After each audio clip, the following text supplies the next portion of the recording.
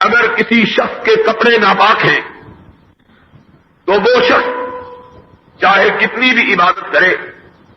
رب کی بارگاہ میں اس کی عبادت اس لیے قابل قبول نہیں ہے کہ اس نے پلید کپڑے پہن کے عبادت میں اپنے آپ کو کھڑا کیا۔ چادریں اگر ناپاک ہو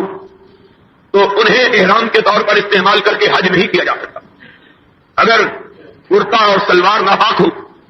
تو انہیں پہن کر مسجد میں آ کر اللہ کی بارگاہ میں کھڑا نہیں ہوا جا سکتا۔ اسی طرح اگر یہ چادریں اور یہ سلوار اور قمیص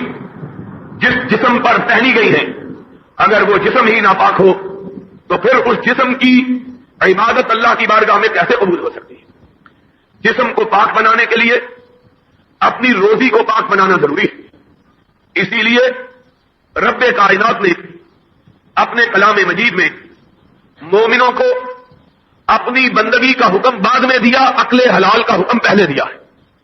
یہ بات بہت زیادہ سمجھنے کی ہے کہ رب ذوالجلال نے مسلمانوں کو یہ نہیں کہا ہے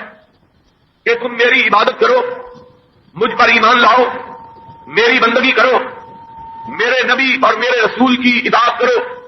اور جو جی چاہے کھاتے اور پیتے رہو۔ یا یہ بھی نہیں کہا کہ پہلے اپنی عبادت کا حکم دیا ہو اور بعد میں عقل حلال کی تلقین کی ہو، بلکہ رب ذوالجلال نے مسلمانوں کو خطاب کر کے نبی پاک صلی اللہ علیہ وسلم کی امت کو مخاطب ہو کے یہ کہا ہے، یا ایھا الذین آمنوا، اے میرے نبی کے ماننے والوں، کلوا من طیبات ما رزقناکم واشکروا للہ، پہلے حلال کھاؤ پھر اللہ کی بندگی اور اللہ کا شکریہ ادا کرو۔ ان کنتم ایھا تعبدون، اگر تم رب کی عبادت کرنا چاہتے ہو تو اس کے لیے ضروری ہے کہ پہلے عقل حلال کا اہتمام کرو۔